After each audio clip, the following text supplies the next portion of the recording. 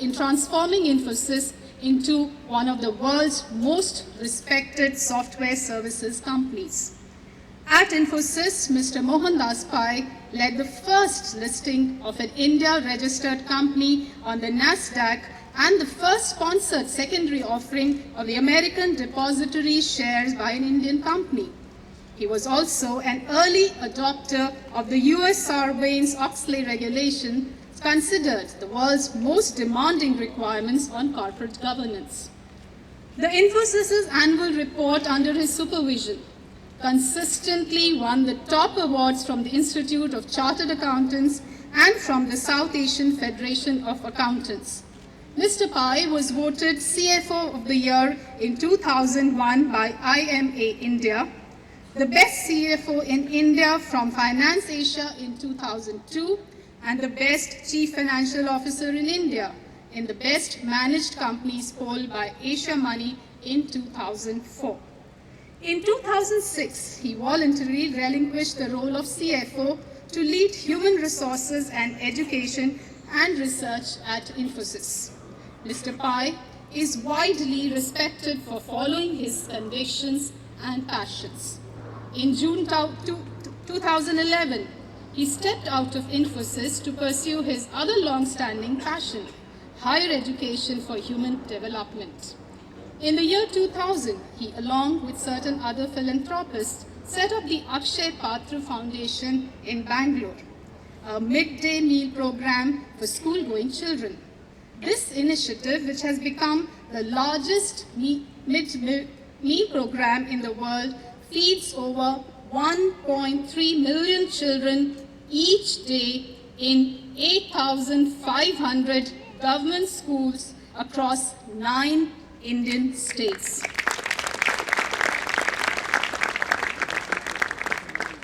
A finance wizard, a human development crusader, a passionate philanthropist.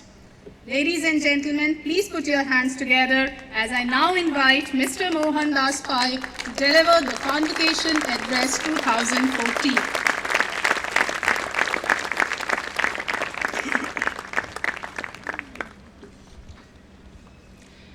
Srimati Jayashree Mota, the chairperson of BIMTECH, Dr. Chaturvedi, the director of BIMTECH, members of the board of BIMTECH, members of the faculty, distinguished guests, ladies and gentlemen and students. At the outset, let me thank you very much for inviting me to address you on your Convocation Day and to deliver the Convocation Address. I'm sure it is a very important day in your lives, as today you stand before the world as full-fledged members of society, ready to go and join businesses and go and change the world. It's very important to change the world because you get one opportunity in a lifetime to change the world, and the world is willing to be changed by all of you and waiting to be changed by all of you. But as you step outside the portals of this college, having completed your Masters of Business Administration, you'll be wondering, what kind of a world are you going to enter in? What kind of a India are you going to enter in? And what should you do to succeed in this environment? And that's the question I'm going to share with you, a few answers that I think I have based upon whatever little I know. The world is at a very strange point in its history. In 1820, 1830, China and India made up 45% of the world GDP. Right from the start of the Christian era, China was the largest economy in the world till 1000 AD when China took over. India was the largest economy till China took over. China ruled the world as the largest economy from 1000 AD to about 1500, and after which India again became the largest economy. And those economies were built on human labor, human skill, and not on motive power. So India was a very rich country to which the Western powers came to trade, and through trade, England conquered this giant country and used the resources of this country to rule the world. Today, in this decade, you're going to see the transformation of economic power from the OECD back towards Asia. India and China made up 45% of world GDP at one point of time, and when this transformation takes place again, this decade, India and China are again going to have 30 to 35% of world GDP. The world GDP today is around $75 trillion, out of which about 38 trillion is from Europe, the United States, and Japan. The rest of it comes from the emerging markets outside the OECD. And in this decade, because of low growth in Europe, which is growing at 1.5 to 2% a year, America, which is growing at 2 to 2.5% a year, and the emerging markets, which are growing maybe 5 to 6%, led by China and India, we're again going to see this shift of economic power, and this shift of economic power means the balance of global political power and political institutions are going to change. The United Nations, the World Bank, the IMF, and all the architecture put in place to rule the world after the Second World War will have to change to reflect the new power reality. Why is this happening? And what is the import of this change? This is happening because of various reasons. One, globalization. Globalization implies that the world becomes one single marketplace for goods and services and the flow of human natural persons. It becomes one single marketplace for capital to grow from one place to another. About $4.5 trillion of foreign exchange is traded in the markets every single day. And capital flows all around the world from market to market, seeking higher and higher returns. It does create volatility, but at the same time gives access to capital to many countries which lack capital resources. And this capital coming to a different country means investment and jobs in that particular country. At the same time, innovation cycles are coming down, which I will explain to later. So as the world opens up, the world becomes one single marketplace. There is an evening out of asset prices, there's an evening out of growth, and the shortage of capital and skill that held back large parts of the world disappear, and so the entire economy start growing. As emerging markets have a larger, younger population, they're consuming a lot more, and they tend to grow a lot more. The second important aspect is technology. Technology has once again leveled the playing field all across the world because innovation cycles have become shorter. 10 years ago, if you're innovative, you could innovate on product and services and hope to make money for maybe 5 to 6 years after that. Today, the innovation cycles has come down to maybe 12 months to 18 months. It means that unless you innovate constantly, you come out with new products, new services, you're not able to make money to recover. And that means when you innovate, you need to market, you need to cream the market in a very short period of time and then reinvest. With innovation cycles becoming shorter due to technological acceleration, it implies that the need for creative people and creativity enhances. And that creates greater volatility in the marketplace with many corporations not able to compete, new corporations coming up, creating very new opportunities. Technology also has another impact. Technology is enhancing the quality of life for people because people are becoming disease-free with drug discovery. At the same time, people are living longer. But if you live longer, your working life is not longer, but your life becomes longer. And when you age in a society, it means the cost of ensuring that a large part of a population which lives longer is kept in reasonable health falls on those people who are much younger who have to pay taxes. And in every society, the dependency ratio is very low. The percentage of the working age population is low compared to population which is much higher, in the sense that the ratio of younger people to senior citizens is lower. It means that the number of tax-paying citizens comes down and growth rates tends to come down. And technology will increase lifespan by 2050 to around 100 years per person in many countries of the world. Today in Japan, women live up to 88, men live up to 85. In India, women live up to 67, men to maybe 65. The world average is that women live up to 74, 75, and men maybe up to 69.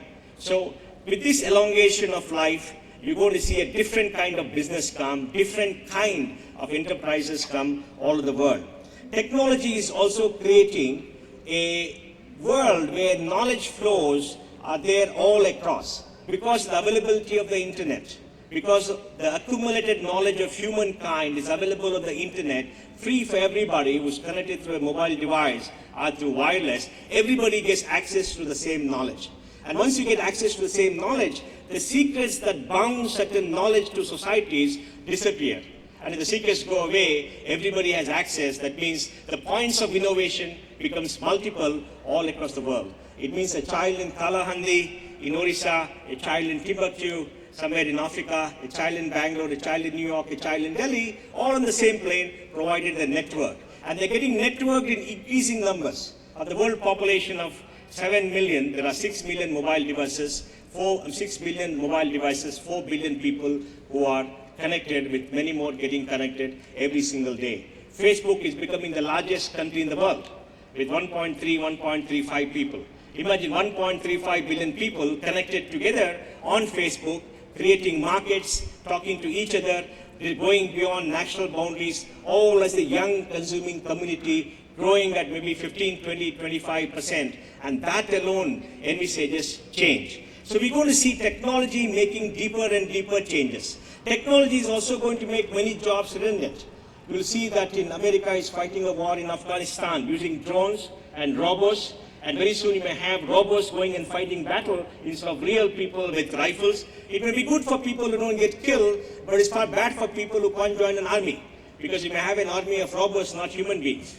And then you have surgery being done by robots with doctors who are supposed to have skills of surgery in their fingertips, needing the skills to work the mouse rather than the scalpel.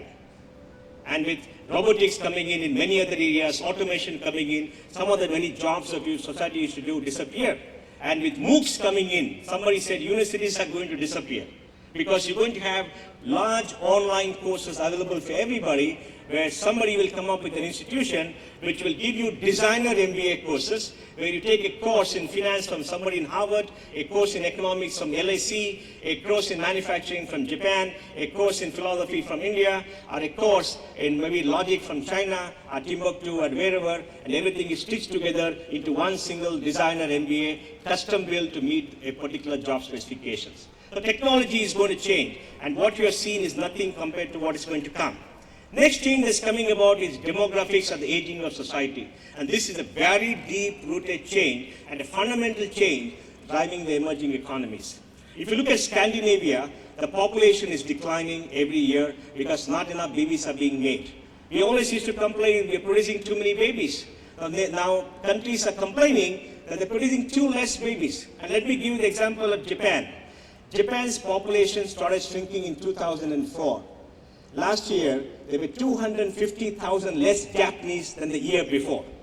The Japan's population of 127 million is expected to come to 97 million by 2050 and 60 million by 2100.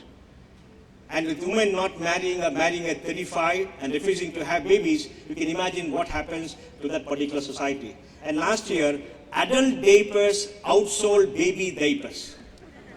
Adult diapers outsold baby diapers, because if you get old, you have certain problems, so you need to put on diapers, and there are not enough babies. So when you don't have enough babies, women refuse to marry, or marry very late in the life and want to have one child, if at all, or go through a surrogate mother to have a child. It is going to create change, and Japan, as you know it, may shrink.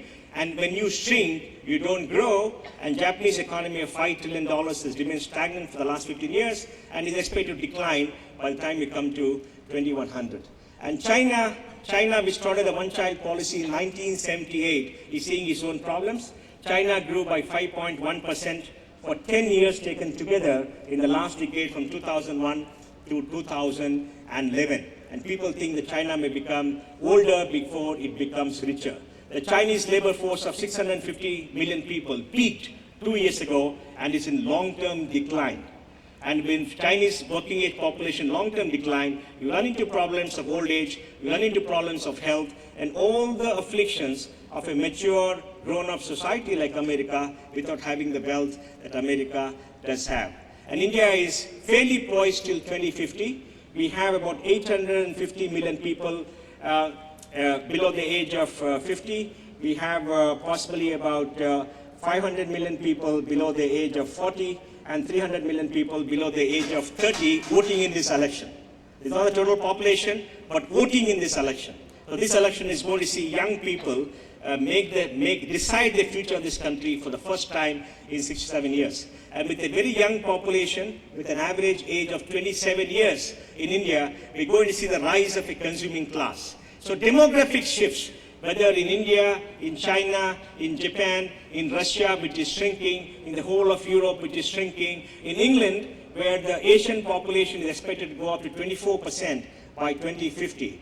So the colonies are going to come back to London and rule the English for the next 200 years. Some poetic justice. And if you look at the United States, by 2050, the Hispanic population will become the majority population, overtaking the white Anglo-Saxon Protestants, who have been the largest part of the population ever since the founding of the American Republic. So when the great majority of people become Hispanics, who are less educated, you can imagine what it does to the United States and its stand in the whole world. So the Hispanics will be controlling the largest part of the economic power of the world. So all these changes are taking place, and these changes are irreversible. They're not reversible because just to review our population growth again,